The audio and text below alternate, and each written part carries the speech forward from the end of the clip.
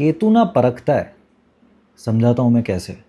मान लो आप कोई हीरा लेने गए, कोई डायमंड लेने गए आप, वो आपको 100-200 हीरे ऐसे पड़े हुए आपको दिखाएगा। अब उसमें जो भी डिफरेंस है, प्राइस में डिफरेंस है, बाकी सारे हीरे सेम दिखते हैं। नॉर्मल इंसान कंफ्यूज हो जाएगा कि हीरा कौन सा लेना है। केतु जिसका अच्छा होगा ना, वो सीधा उंगली रख देगा कि ये वाला लेना है, ठीक है। और वो वाला हीरा सबसे बेस्ट होगा। आपको दूसरे हीरे देखने की ज़रूरत नहीं है। अब उससे पूछो कि ये सिलेक्ट क्यों किया, उसे नहीं पता, कोई लॉजिक रीजनिंग नहीं है, बस है उसे अंदर से आया कि ये लेना है और वही सही डिसीजन होगा। मान लो आप कोई भीड़ में हो, हज़ारों की भीड़ में आपका कोई मोती गिर गया, आपको मिल नहीं रहा है।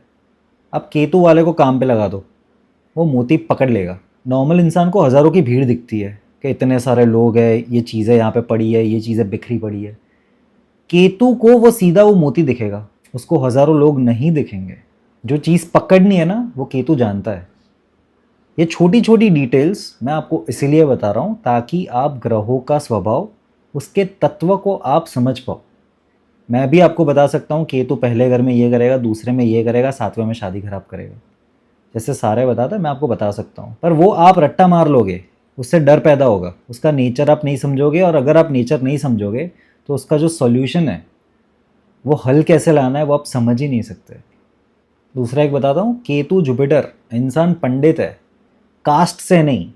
आपकी कास्ट जो है, आपकी सरनेम जो है, उससे आपके ग्रहों को कोई फ़र्क नहीं पड़ता, ठीक है। इंसान पैदा पंडित हुआ है, इसका ये भी मतलब नहीं कि वो धोती कुर्ता पहनता है। सारे धोती कुर्ते पहनने वाले पंडित नहीं होते।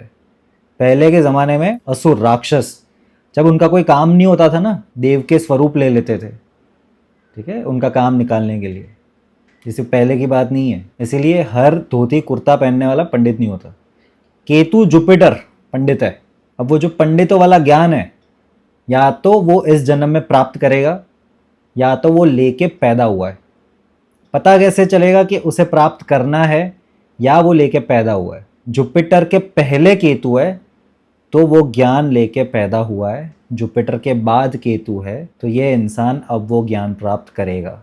उसे करना ही होगा, उसके पास कोई और उपाय नहीं है।